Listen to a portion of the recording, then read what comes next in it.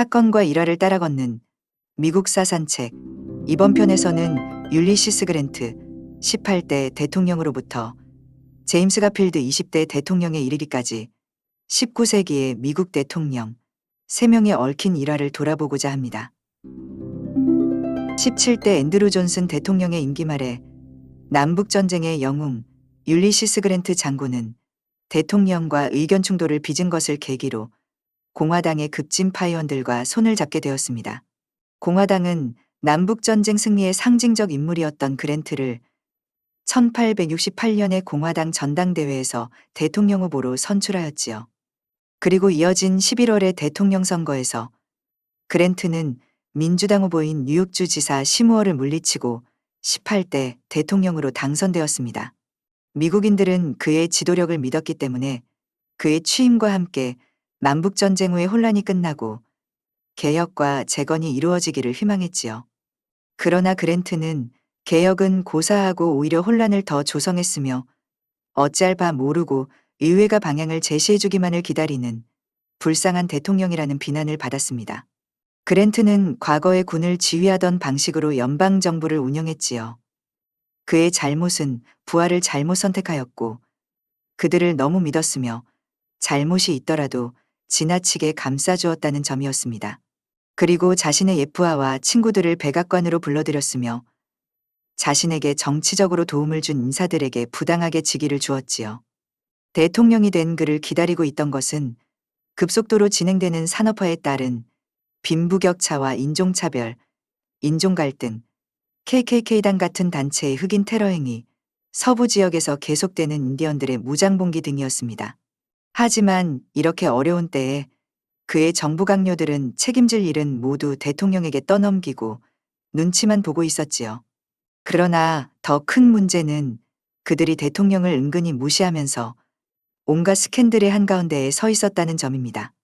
그랜트는 양심적이고 강직한 인물이었지만 정부 강요들과 그의 비서들이 뇌물을 주고받는 것을 전혀 모르고 있었습니다. 결국 1872년에 터진 금융 스캔들은 대통령의 명예에 먹칠을 하고 대중의 지지도를 급격히 떨어뜨렸으며 1873년부터는 대규모의 경제 위기로까지 비화되었던 것입니다. 그럼에도 불구하고 그랜트 대통령은 부하들을 옹호할 뿐 현실을 바로 보지 못했으며 인구 1%의 부유층이 전체 국부의 15%를 차지하고 있음으로써 야기되는 경제적, 사회적 문제점을 제대로 이해하지 못하고 있었습니다. 설상가상으로 그랜트는 투기꾼이었던 제이 굴드 및 짐 피스크와 함께 있는 모습을 들켜 의혹을 키우기도 했습니다. 특히 그랜트는 대통령에 재임하는 동안 부하들이 관여된 여러 스캔들로 괴롭힘을 당했습니다. 가장 유명했던 스캔들은 위스키링 뇌물 사건이었지요. 대통령 비서 베브콕이 이 사건에 연루됨으로써 형을 받았으나 그랜트 대통령의 임기 말에 사면되었습니다. 또한 전쟁장관 벨크냅이 인디언 교역소의 업무와 관련하여 뇌물을 수수한 사실이 밝혀져 탄핵되는 일도 있었습니다. 하지만 그랜트는 자신의 부하들을 처벌하는 데 미온적이었고 그들의 유죄가 확정된 후에도 확고한 입장을 취하지 못했습니다. 심지어 그는 대통령직을 떠난 뒤 친구가 경영하는 중개회사에 자신의 이름을 빌려주었다가 사기를 당해 파산할 정도로 너무 사람을 믿었다고 합니다. 많은 역사가들은 그가 개인적으로는 부패하지 않았지만 스캔들로 얼룩진 행정부의 수장이었다는 점에서 그를 성공한 대통령으로 인정하지는 않습니다. 하지만 그랜트가 남부의 재건을 위해 힘을 썼으며 노예들의 투표권 보장 등 인기 없는 정책을 취하면서도 다시 한번 내전의 소용돌이에 빠질 뻔한 합중국을 잘 이끌었기 때문에 일생 동안 북부와 남부 양쪽에서 존경을 받았다는 점은 인정하고 있지요. 자신의 두 번째 임기를 끝낸 그랜트는 부인과 함께 세계 여행을 다니면서 2년을 보냈습니다. 그는 아시아, 아프리카와 중동을 방문한 첫 전직 미국 대통령이었으며 영국의 빅토리아 여왕과 디즈레일리 총리, 독일의 비스마르크 총리, 벨기에의 레오포리세, 러시아의 알렉산드르 2세로부터 개인적인 초청을 받고 이들을 방문하기도 했습니다. 1879년 7월에는 일본 정부의 요청으로 일본을 방문하여 오키나와 병합 문제에 대한 청나라와의 분쟁을 일본 측에 유리하게 중재하였습니다. 도쿄의 시바코엔역 인근에는 그랜트가 일본에 머무르는 동안 심은 나무가 아직도 살아 잘 자라고 있다고 하지요. 4년을 쉰 그랜트는 1880년의 대통령 선거에 다시 도전하였지만 공화당 후보 지명전에서 제임스 가필드에게 패했습니다.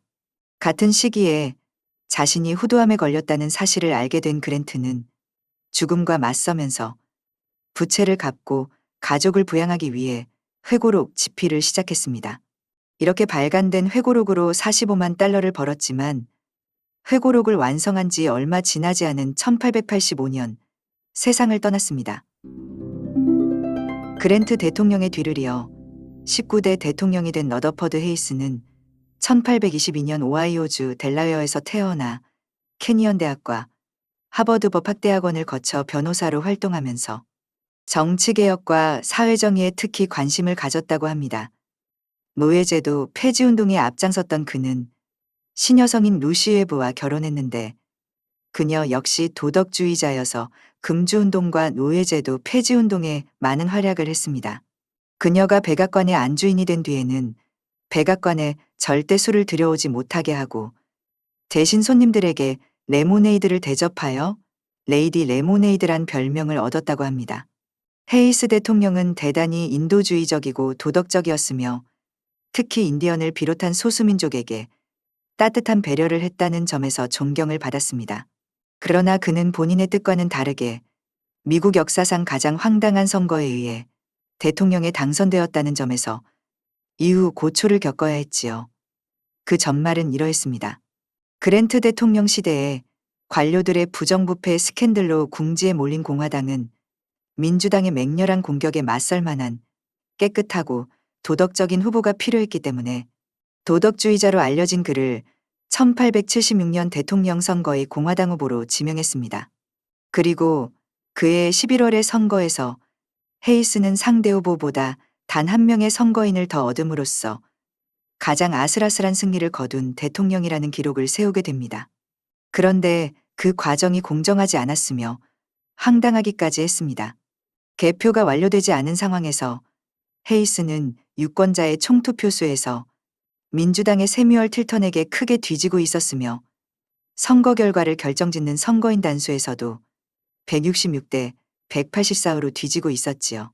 하지만 공화당 세력이 우세했던 남부의 세 개주, 즉 사우스캐롤라이나, 플로리다, 루이지애나의 개표에 문제가 있어 개표가 중단되었기 때문에 19표의 선거인 단표가 결정나지 않은 상태에 있었습니다. 그러자 15명의 의원과 대법관으로 특별개표관리위원회가 구성되어 오랜 토론과 공방 끝에 결론을 내렸는데 세 지역 모두 헤이스의 손을 들어주었던 것입니다. 이로써 헤이스가 19표를 모두 가져가면서 185대 184로 겨우 한 표 차이로 헤이스가 당선된 것이었습니다.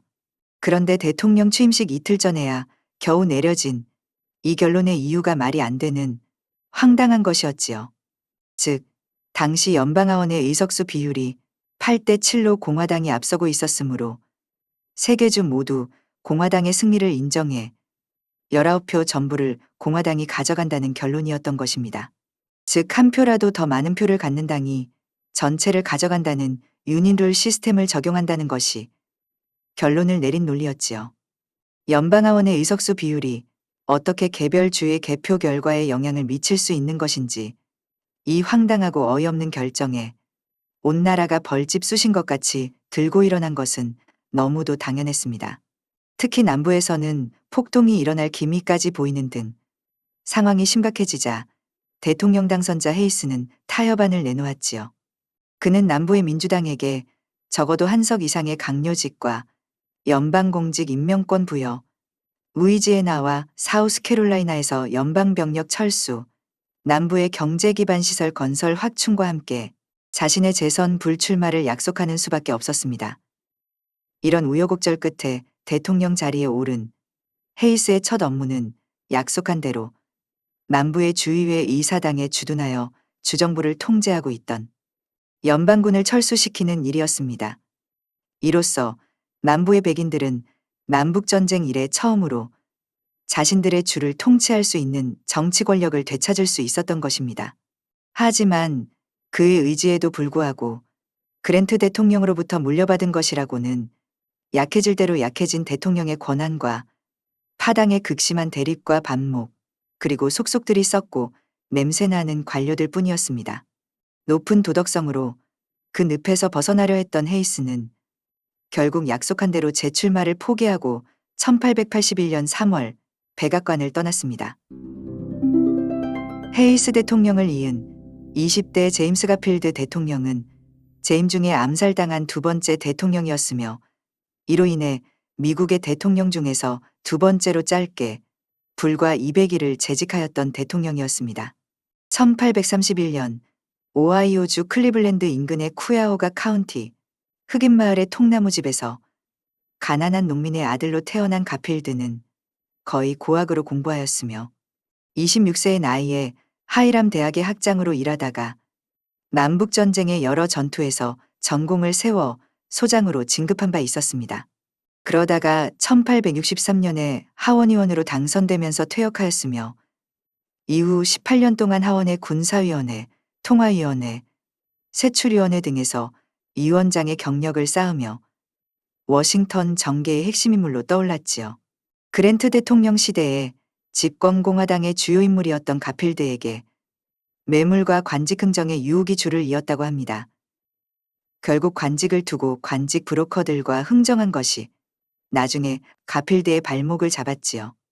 아무튼 1880년의 공화당 전당대회에서 가필드는 36번의 재투표 끝에 대통령 후보에 지명되었으며 이어진 대통령 선거에서 당선에 필요한 선거인 단수에서는 넉넉히 이겼지만 일반 투표에서는 2000표 차이로 겨우 이겼으니 아슬아슬하게 당선된 것이나 마찬가지였지요. 가필드는 선거에서는 승리했지만 선거운동 과정에서 관직 브로커들의 흥정에 응한 것이 그의 발목을 잡았고 대통령의 권한 또한 제한받지 않을 수 없었습니다. 결국 가필드는 그들과의 약속을 깼으며 당연히 관직을 기대하고 가필드를 지원했던 자들은 크게 격노했습니다. 1881년 7월 2일 가필드는 모교인 윌리엄스 대학교에서 열리는 동창회에 참석하기 위해 기차역으로 향했습니다. 그러나 그는 불행히도 워싱턴의 볼티모어 포토맥 철도역에서 기차를 기다리던 중 39세의 찰스 기토라는 사람이 쏜 두 발의 총탄을 맞았습니다. 암살범 찰스 기토는 재판에서 가필드가 자신을 파리 주재 미국 공사로 임명해주지 않았기 때문이라고 밝혔습니다. 결국 브로커를 통해 관직과 표를 바꾸려는 사람들과 관직 흥정을 한 것이 그의 발목을 잡은 것이었습니다. 디토는 1882년에 교수형에 처해졌지요. 이후 가필드는 여러 번 수술을 받았으나 상처에 폐혈증까지 겹치면서 취임한 지 넉 달 만인 9월 19일 50세의 나이로 사망하였습니다. 미국의 대통령 중에서 두 번째로 짧은 재임 기간인 불과 200일을 재직하였고 링컨 대통령에 이어 재임 중에 암살당한 두 번째 대통령이 되었습니다. 지금까지 율리시스 그랜트 18대 대통령으로부터 제임스 가필드 20대 대통령에 이르기까지 19세기의 미국 대통령 3명에게 얽힌 일화를 돌아보았습니다. 다음 편에서는 19세기 미국의 대통령 마지막 4명에게 얽힌 일화를 돌아보겠습니다. 마치겠습니다.